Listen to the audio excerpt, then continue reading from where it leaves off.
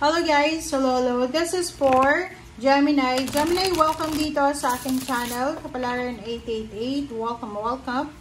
Alamin natin kung anong messages, vibration, gabay energy para sa lahat ng Gemini. This is general reading, so I hope na makuha nyo yung message. Okay, dalawa. Okay, Gemini, heighten your vitality and infinite blessings. Wow! Gemini, ang ganda ng first two cards mo kasi ang barahang ito ay nagsasabi sa'yo, Gemini, na makinig ka ha, kailangan mo daw na palakasin ang katawan mo, ang isip mo, ang mindset mo, ang spiritual mo, lahat. Okay, psychological, kailangan mo maging malakas kasi there's parang unlimited blessings coming, especially sa money. Okay? So, halimbawa, Gemini, na parang preparation. Parang sinasabi ng barahan na ihanda mo ang sarili mo, Gemini, para sa paparating na unlimited blessings. Paparating na biyaya. Okay?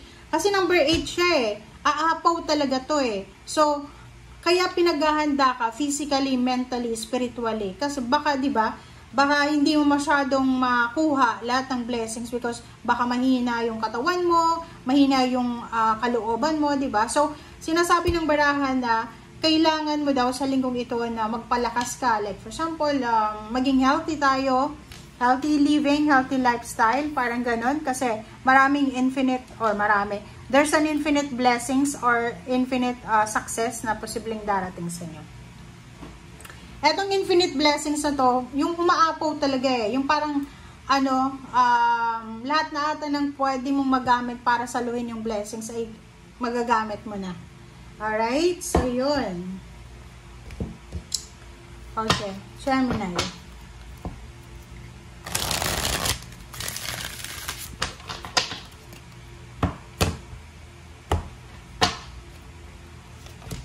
Okay, the Moon card, Seven of Earth, Ace of Fire, and the last card natin dito sa second deck is Two of Fire. So, there's water sign, Pisces, Scorpio, Cancer, and there's Earth signs, Virgo, Capricorn, and Taurus, and Fire sign, Leo, Aries, Sagittarius sa buhay mo sa linggong ito. Kung makikita mo dito, isang parang yun nga, isang exciting na bagong oportunidad, Gemini, ang posibleng darating sa'yo, career advancement, career move, career change, na pwedeng magbigay ng pagbabago sa buhay mo. Kung ano man tong darating sa'yo, talaga, kaya nga sabi sa'yo, ihanda mo daw ang sarili mo, kasi kung ano yung darating sa'yo, magdadala to sa'yo ng change or transformation. Okay?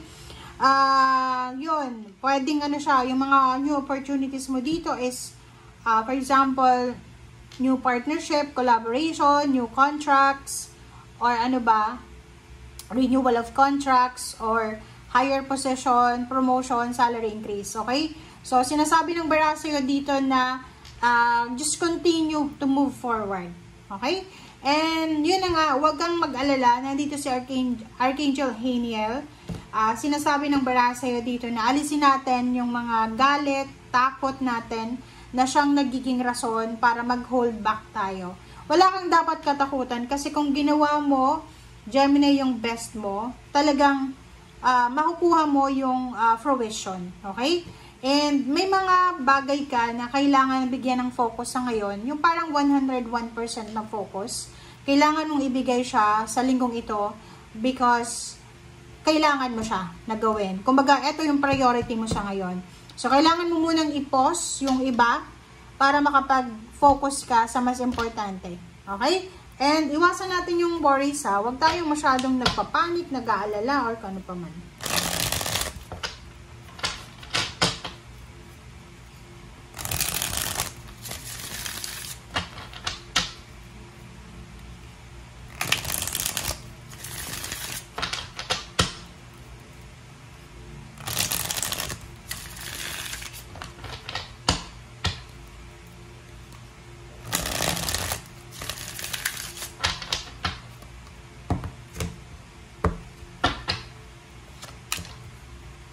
Okay, there's a Hangman,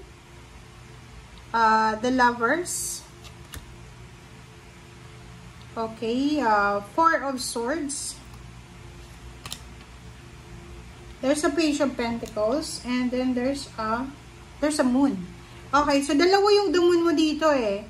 So, may nakikita ko sa inyo dito, Gemini, na maybe there's incoming eh. Like, halimbawa, may gagawin kang interview, exam, magta-travel ka alone, like parang ganon. And, alam mo na yung gagawin mo, this is the starting point ng success mo. Nakikita ko siya dito na may fear ka eh. Double yung the Moon, so parang sinasabi na masyado kang natatakot. Huwag kang matakot eh, kasi seeds well planted. Kumbaga, ginawa mo na yung best mo. Etong gagawin mo na to, ay ano na to eh, parang confirmation na lang eh. Or action na lang para like finalization na lang eh. Diba? So, sinasabi ng Barasilio dito na meron kayo, mga Gemini dito, merong mga plano about love life, about relationship, about family sa linggong ito na posibleng ipopost nyo muna. Okay? Post muna kayo sa linggong ito. Okay, pause muna. Parang nakikita ko sa inyo dito na wala muna ko yung gagawin eh. Parang ang i-focus nyo muna is yung kung ano itong priority nyo sa ngayon. There's incoming money. Okay, so yun yung dapat mong paghandaan. And yun, napaka-importante yung pagpapahinga ha. Napaka-importante yung pagpe-pray, pagme-meditate, pag-reflect sa linggong ito. Kasi dalawa yung damon eh. Parang anytime pwede kang matakot, anytime pwede kang mag-alala na hindi naman dapat mag-alala. Kasi, sure winning to eh. Infinite blessings eh. Kumbaga, kung ano man ang gagawin mo sa ngayon, magdadala to sa iyo ng sobra-sobrang biyaya. Exciting bagong opportunity siya. Okay? And the Hangman, sinasabi ng baraha dito, sa Hangman na to, na prioritize kung ano yung dapat priority natin. Okay? I-prioritize natin kung ano yung mas importante. Kumbaga, halimbawa, kung palagi kang busy, pwede ka na bawasan mo muna yung mga schedule mo sa linggong ito or bawasan mo muna yung sobra-sobrang pag-iisip kasi bawal ka may stress sa linggong ito. Bawal may stress yung mga Gemini nito kasi may dapat kayong paghandaan eh. Diba? Heighten your vitality. Yung ano natin, dapat tayo maging ano tayo eh. Tawag dito, parang owl, diba? Sa gabi, sobrang ano eh, attentive tayo, 'di ba? Okay? So, yun guys ang sinasabi ng baraha para to sa lahat ng Gemini. So, I hope na maka-resonate kayo. Bye!